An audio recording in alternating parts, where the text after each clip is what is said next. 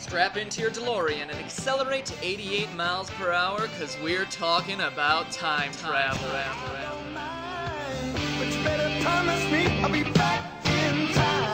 Hello Internet and welcome to Game Theory, gaming's tangential learning experience. Through these videos, we hope you'll find more reasons to appreciate some of your favorite games while sparking some interest in new real-world topics. On this, our inaugural episode, we'll be looking at one of my all-time favorite RPGs, Chrono Trigger, and analyzing what, if anything, the game can teach us about its core gameplay mechanic, time travel. We'll start off by looking at the first method of time travel used in the game. The adventure kicks off with a science experiment gone wrong. Take one teleportation pod, throw in a magical pendant, and bada bing bada boom, you've accidentally torn the time-space continuum. The characters eventually refer to these fourth dimension portals as time gates, but is it fact or fiction? Are there any real-world equivalents to these phenomena? Well, Square, Chrono's developer, knows what they were talking about because, believe it or not, there have been reports of real-world time gates. They're officially called time slips, paranormal events where a group of people travel through time via some unknown, accidental, or mystical way. The reports are, well, I'll let you be the judge. This link will take you to some videos outlining a few of these stories, specifically one from 1979 about a time-tripping hotel. Chrono's time gates are also very reminiscent of wormholes, specifically traversable wormholes, a theoretical physics concept that is thought to serve as a shortcut through time and space. The Morris Thorne wormhole, the first ever proposed, was thought to be held open by some spherical exotic matter and, surprisingly, look very similar to the ones found in the game. Point, Chrono.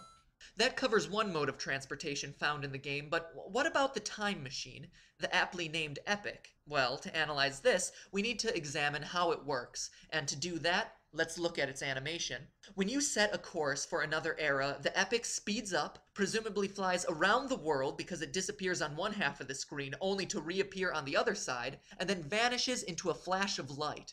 So how accurate is it? Once again, I am happy to say that it's really not that far from the truth. According to Einstein's theories of relativity, if we could achieve a speed approaching the speed of light, a dilation of time would occur, causing time to pass slower on the moving body relative to that on Earth, technically making it possible to travel into the future. So let's take it one step further. Does the Epic actually reach these enormous speeds? The whole animation takes 3 seconds, so figuring that the circumference of the Earth is about 24,900 miles at the equator, you're traveling at speeds around 8,300 miles per second. Now compare that to the speed of light, which is 186,000 miles per second, and Chrono and the gang don't come close. But I would hazard to say that even at their speeds, some time dilation effects would occur. And now it's time for a segment I like to call Deep Thoughts in Gaming. This week's Deep Thought is a point in the Chrono story that I skimmed over when I was 9 years old playing the game for the first time. Let's set the scene. So upon arriving in the Middle Ages, your party member Marl from the present is mistaken for the kingdom's kidnapped queen.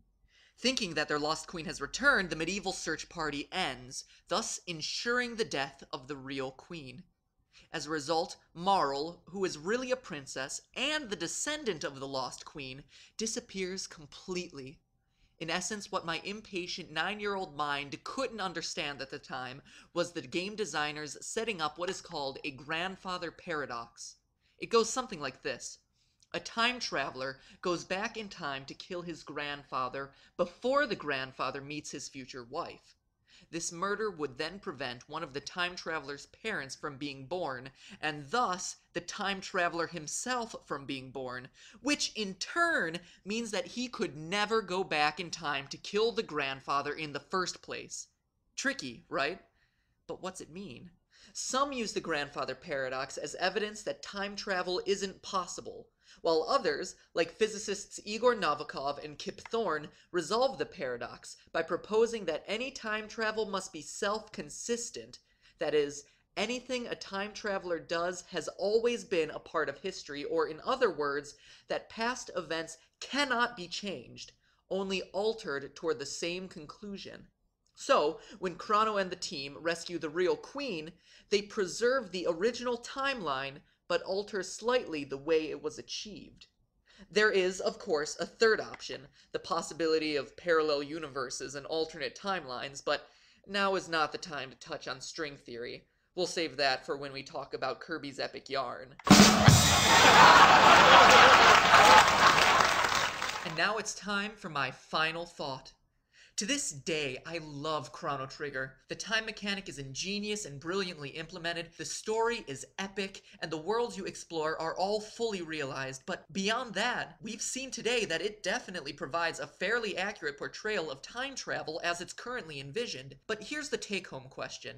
Is it possible? Will we be able to fly to the past to save our prehistoric ancestors, or jump forward to fight in post-apocalyptic futures? The answer to that comes in two parts. Probably not, and maybe, but probably not. It's currently unknown if backwards time travel is possible. Just look at the grandfather paradox and you'll see just one of many of its complications. Stephen Hawking, the famous theoretical physicist, said it best. If travel to the past is possible, then where are all the tourists from the future? Well, it's either that it's not possible, or we live in a time that no one wants to visit. So seeing dinosaurs or visiting King Arthur's court probably won't be happening without going to a museum. But that doesn't rule out time travel completely. Einstein's theory of relativity showed the world a possible doorway to the future, and some small-scale experiments have actually verified that velocity-based time travel is possible. In short, there's a lot of complicated theories, and we're a long way off technologically, but who knows what tomorrow may bring? I mean, you don't find the time machine in the game until the year 2300, so we have a while to wait. But then again, the world was supposed to end in 1999. Anyway, what comes next? Only time will tell. Thanks for watching.